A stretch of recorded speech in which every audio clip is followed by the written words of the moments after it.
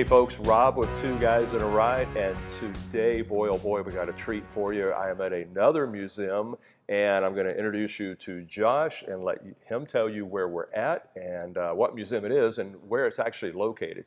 So Josh, where are we today? Yeah, Two Guys in a Ride stumbled into the early Ford V8 Museum in Auburn, Indiana. Boy, what a place to stumble to. You know, it was on my list to come to, but it's amazing because it's in Auburn, Indiana, and I love it because, Josh, I asked you when I walked in, why Auburn, Indiana? Why not Detroit or Dearborn or some other Ford-based community? And you gave me the answer of? It's the perfect automotive Mayberry here. We're not a big city. There's lots and lots and lots of automotive history here already. That's why we chose to come to Auburn, and it's been a great fit for the past 11, 12 years. Well, and you told me too, it's one of the fun things is because you got a lot of people that come in, they bring their cars. So if you do, you want to drive your old Ford to this museum just outside of town. You've got the highway on one side, but outside of town you have the cornfields and you have the back roads and the countryside. What better way to drop a top in a Phaeton or a cabriolet and drive through the cornfields with the wind in your hair and a beautiful old Ford. That's awesome. You never know what you're going to see driving around the countryside here in Auburn, Indiana. So being that this is the early Ford V8 museum, tell me about the early Ford V8. It was a flathead V8, and what year did it come out? Yeah, the V8 was introduced in 1932, and it's Henry Ford's last great automotive contribution. A powerful V8 engine for the masses. It was the first powerful V8 engine offered in the low-cost car market. So it was it put everybody in a powerful little car. So kind of as Henry Ford brought the automobile to the masses, now he brought the V8 to the masses by having it at a reasonable price where average Joe could actually get into that car. An affordable V8 car. Okay, yes. Awesome. Yeah. So, you know, like Ford brought to the masses the Model T, an affordable vehicle at that time. So basically he brought an affordable V8 to the masses as well by having an affordable, economically priced car. You know, so is that kind of how that went? Because, you know, they had lost their reputation for a sales leader, kind of, and now they were trying to leapfrog ahead of the industry again and catch up, or if not surpass and leave the industry behind. Yeah, the V8 technology was coming, and when it actually happened, when they made the one-piece in-cast block so that they were able to put these powerful engines into the low-cost car market, that's where Ford Motor Company, grabbed their market share back again, because it was a constant struggle in the 20s and 30s. Right. There was a lot of competition and a lot of people bringing new and innovative ideas to the table. Ford doubled the size of the cylinders for their engine. Right, they went from a 4-cylinder engine to an 8-cylinder engine. Yep. And completely different technology as well with that engine. And the other thing is, this was in 32, and 32 was in the depths of the recession. You know, I was at another museum here in Auburn the other day, and I was looking at cars that said original price in 1932, $16,500. That's still a lot of money today. No, maybe not for a car, but in terms of just cash, that's a lot of money. So you had that automobile company, which no longer exists. It went out in the late 30s. But you had others as well catering to that high end. But of course, Ford didn't do that. He never did that. He catered to the masses. So what kind of price range were these cars in 1932 with this new V8 technology? Yeah, a brand new 1932 deluxe 5-window coupe was $575. Okay, we're going to see that in a few minutes too. We have Floyd Motors, which is a replicated 1936 Ford dealership. And it's amazing because on the plaques for all the cars that are in there, it shows the prices. And I'm going to ask Josh later, or I'll ask him now actually. I saw one in there for $695. If I add like sales tax and destination fee, you think I can get one of those for less than $1,000 and go ahead and take it home with me today? We'll wrap it up and we'll put it in our time machine. Okay. And I don't want to pay the price because I'm not sure. I haven't done the math or on the equation yet. But $695 in today's money, I don't know. It's probably still what, 30, 40, 50,000, maybe. yeah, they were only making $1,600 a year, so Yeah. that's almost a third of their Yeah. total revenue for the year.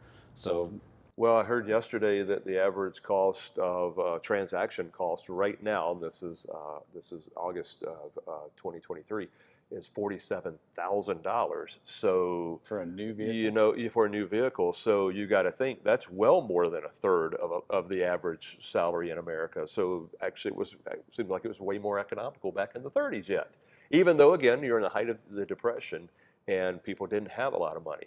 And one of the cool things is I saw in that the replication of the dealership is that Ford had a program where you could do $25 a month because they knew Ford financing. Yeah, Ford financing. That's it. So you could buy the car. They knew people that their target market wasn't about to come in and be able to write a check for $600, $700, $800, even $500. Those were hardworking, everyday Americans that were struggling to find work and feed their families in the depth of the Depression, and to be able to come out and do $25 a month. Even then, we think about that. You could spend that at Starbucks in 3 days. But in those dollars in the 30s, $25 was a lot. That was a lot of money.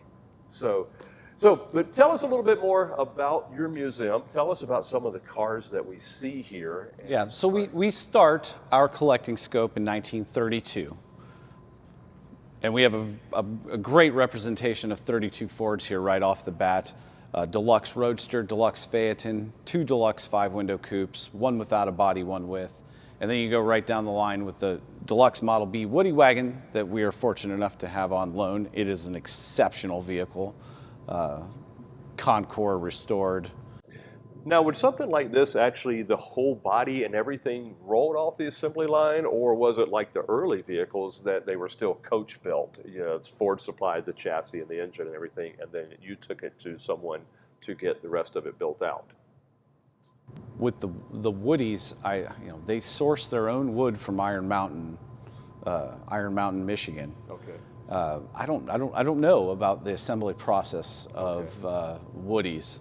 If the chassis were all made and they were shipped up north to where they made the wood, or if the wood was brought down to I don't know. Okay. I know it's not like a Briggs bodied custom car, because the chassis were sent there. Yep.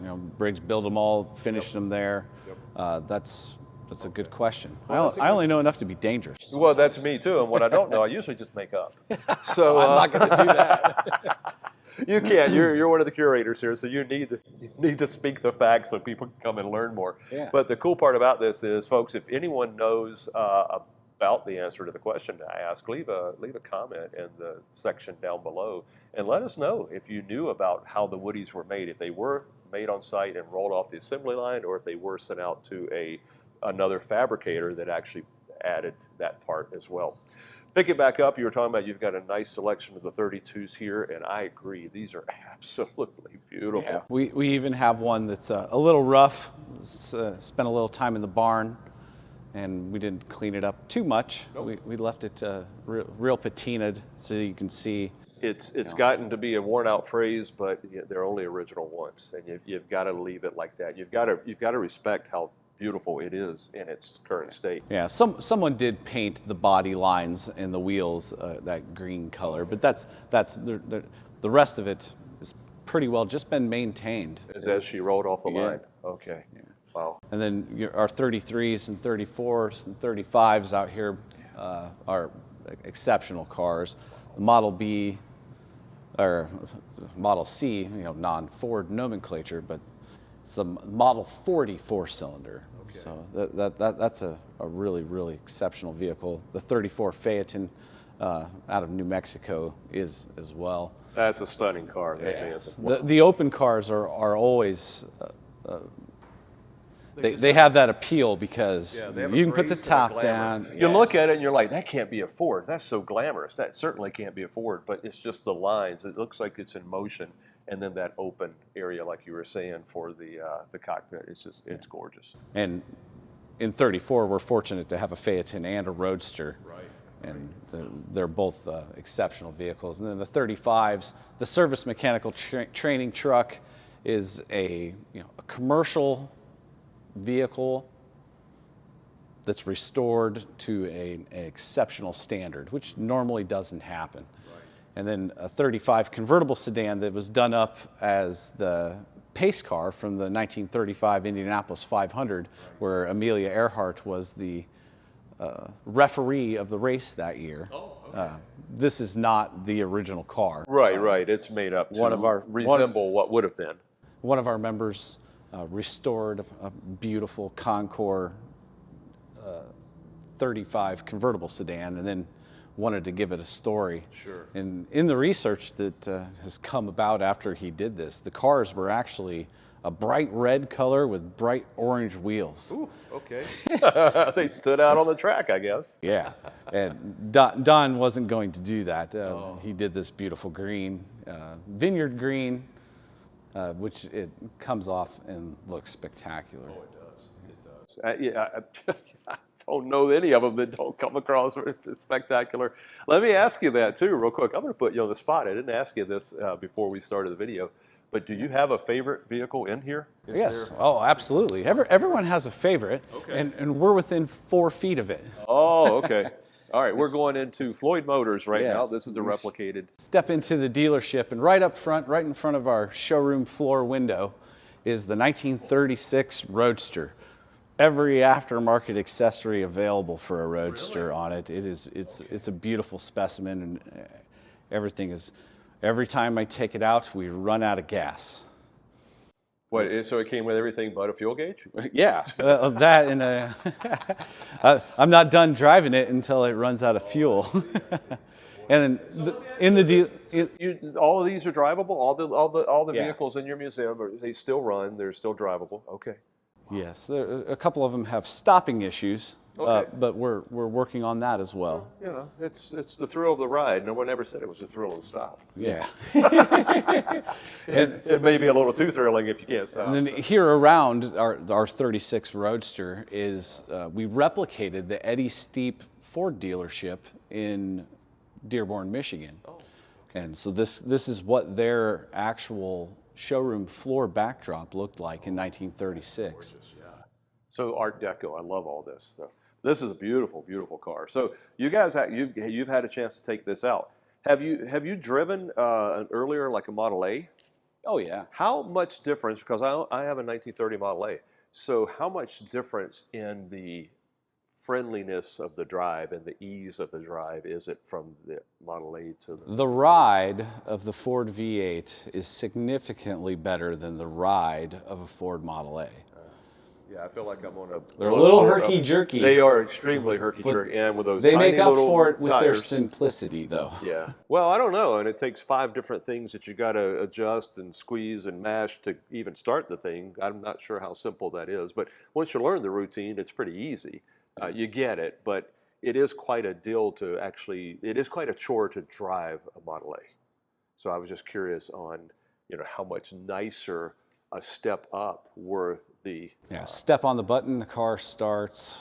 Okay. Put it in gear. Everything's right there. There's no. You have all of the levers of your Ford Model A except for a spark, advance, and retard. Okay. But everything else is still there. Okay. They're just levers on the dash or a button on the dash. Okay. Okay.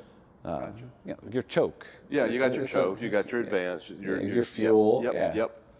Yeah.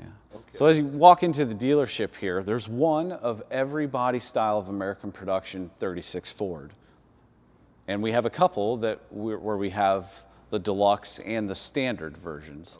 Okay. And they're great because you can see the difference between a standard and a deluxe car, which is hard to replicate because you need 2 of them. Right, exactly. And I'm seeing like on the standard, or this is the Deluxe 2-door sedan. 2-door sedan. It's $565, to where you've got this one over here is $590.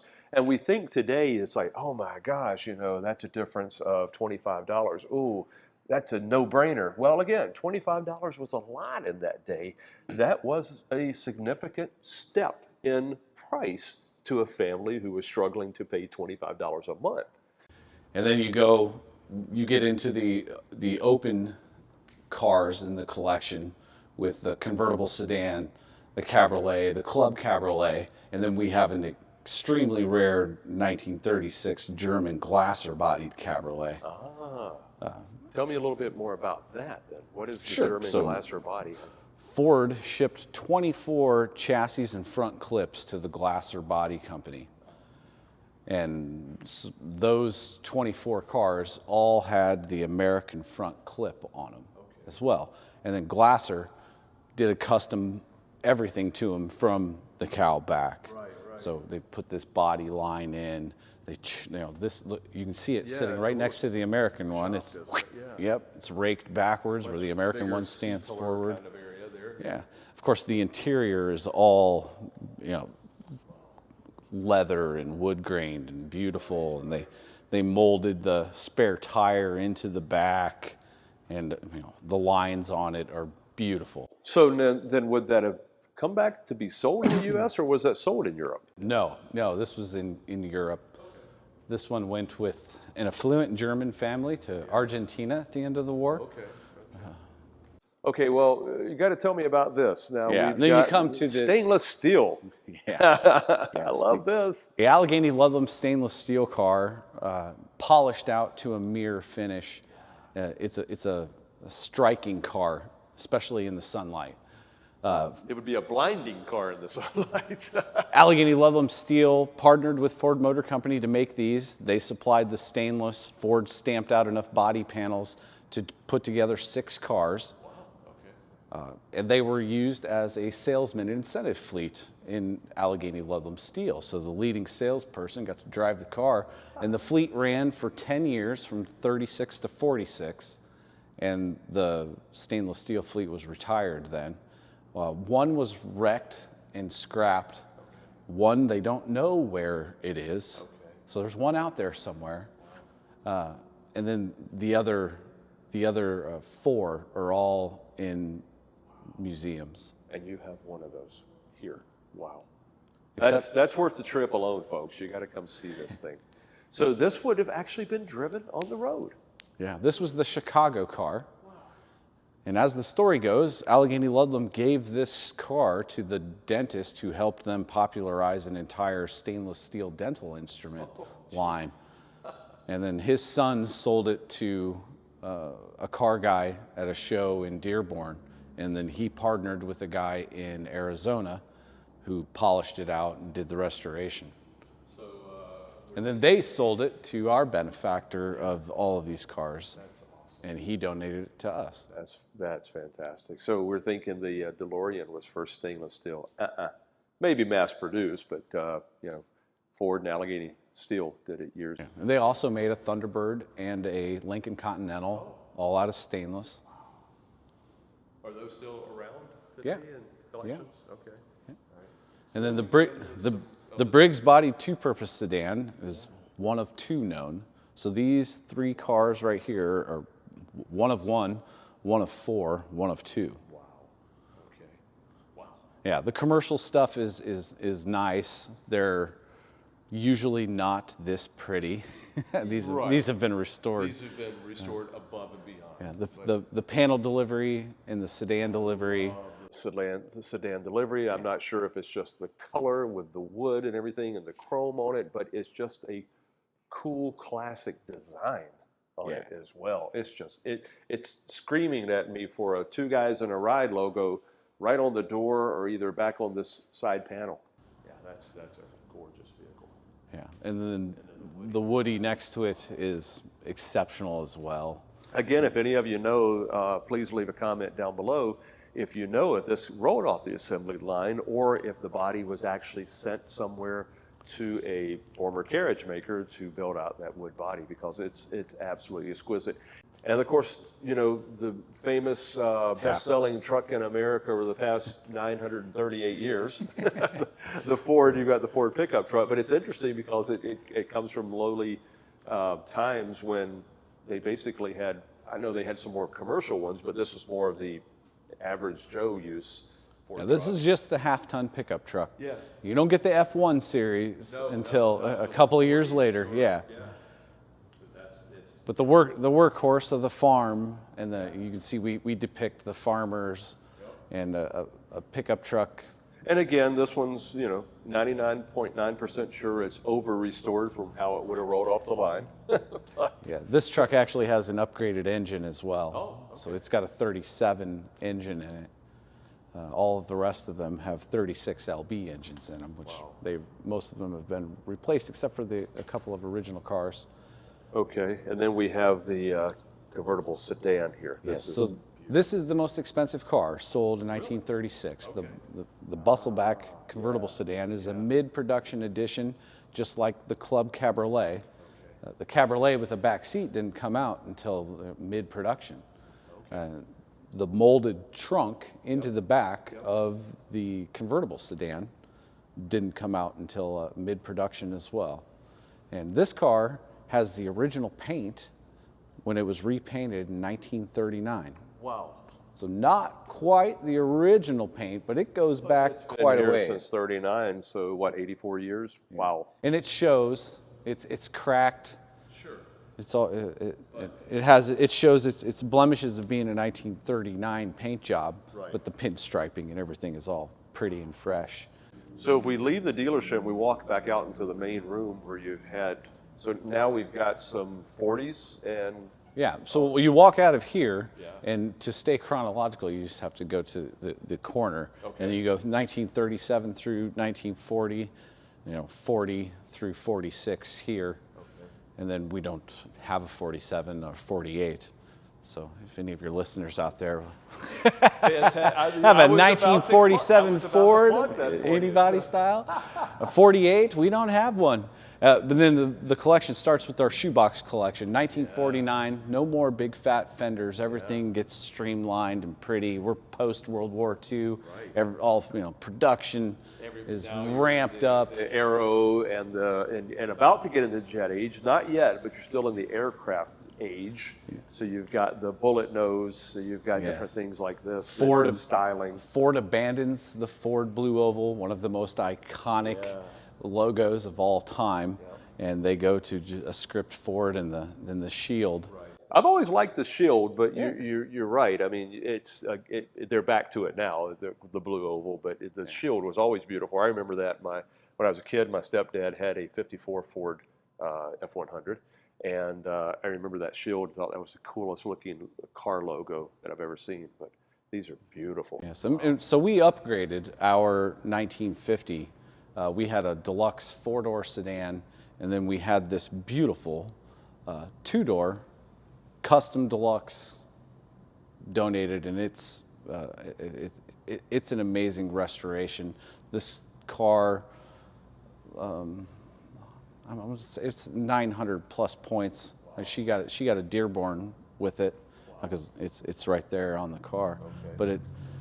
And then, I swear, I don't know if it was the same thing, but if you remember the old Mayberry shows, Andy Griffith, Mayberry, Aunt B, I think, had something very, very similar to this 53 Ford custom line here on the television show. Of course, don't know the color, it's all black and white, but I remember she had something like I think it was the first new car she'd ever had. It was a whole episode or something like that around the car, so it was kind of cool. But that car definitely reminds me of that episode. What else have you got back here? I see you've got some racing and some trucks and a few tractors. Yeah. We're telling the entire story of Ford Motor Company between 1932 and 1953. I love the display on the wall. Yes, you can't have a Flathead museum without having a whole bunch of aftermarket speed equipment because... SoCal Speed Shop, you name it. I mean, look at it. It's all there. We have a collection of aftermarket speed equipment that's up on the walls. Then you can actually see them in practice here. Yes. We've got a 1937 stock car, some different racing setups, and then of course you go street rodding, hot rodding all day long. Look at that. We've got a couple of hopped up engines and race cars. And then our tractor collection as well, because Ford did get into a lot of agricultural avenues. Any way they could sell units. Right. And we've got a bunch of original ones. We've got the earliest known serial number 8N over there. And then we have a tractor with a turbine engine. Yeah, that's super cool. Ford Motor Company actually made one of these, and Marvin Bauman from Monroe, Michigan recreated it because he could, and it's awesome. 56,000 RPM Boeing B-52 aircraft, gearbox, New Holland tractor. Yeah, it goes through three different transmission applications before it gets to the. I'll bet just to bring it all down. You've got to bring 56,000 RPMs down. I don't know any transmission could have one that could do that. That's amazing. Wow, I never knew that. I never knew that. So that was a Typhoon. Gas turbine engine, hydrostatic. The Typhoon was the original one that Ford Motor Company built. So when Marvin recreated it, he made the Typhoon 2. Okay. Yeah. Wow. Then you get into our commercial collection where we've got a fire truck, a cab over wrecker, a custom a one-off school bus, and a 1.5 ton delivery or mechanical dump bed. Yeah, okay. A 1.5 ton with a mechanical dump bed. And the 38 is just a car that just came in from Pennsylvania. And then we have a shop with some of the tools and diagnostic equipment of the era. Okay. Well, and then you've got archives as well. Yes. So folks can come and learn about this. So again, folks, I mean, this is an amazing museum. Again, give us the location of where you're at, and can people find you online and on social media? Yeah, we're on Facebook, Instagram, Twitter, Early Ford V8 Museum. In Auburn, Indiana. In Auburn, Indiana. I'll plug our website. I'll do the whole thing. Yeah, do that. You can find us at FordV8Foundation.org and on all the social media outlets at Ford V8 Museum. But the best way to find them is get in your car, drive down here. You've got to see this. I'm sure they've got a great website. I looked at it already. It does give you a snippet of what you're going to see here. But you gotta stand in here and look at it. And one of the cool things I want to give you a shout out about is a lot of car museums. They obviously you're not going to touch any of these, but they rope them off to a point where you can't even get near it to get a photo or to even absorb the car and to appreciate the car. They've left space between all of their cars so you can carefully maneuver around them to be able to see. Is this right? Can I continue? Therefore, that is what that's for. Yeah. I want to make sure that I just didn't invite myself to roam around them. But no, you have done that. And I really appreciate that because you get to experience the vehicles a lot more by getting, and there's a lot of folks out there, a lot of you, that's why we're watching this video, that are trying to restore one of these vehicles. So hopefully our videos and coming down here is going to allow you to walk around and get some snippets of information on how to correctly restore your video. So all those things matter, and I think you guys get that, and it seems that they really do. The archives, the history, everything they're doing here, really inexpensive to come into this museum, but it's definitely worth the trip. Josh, thank you so very much for your time. Yeah, thanks for coming. Really appreciate it. Oh boy, we love it. I'm absolutely thrilled. And I'm excited. I'm going to be on Two Guys in a Ride. Oh, there you go. Hey, I don't know. We're not that big of a deal. But hey, we appreciate your time and thank you for everything that you guys do to preserve this history. It's extremely important, and we certainly appreciate it. And I know our viewers do too. We enjoy doing it. Awesome. Thanks for watching.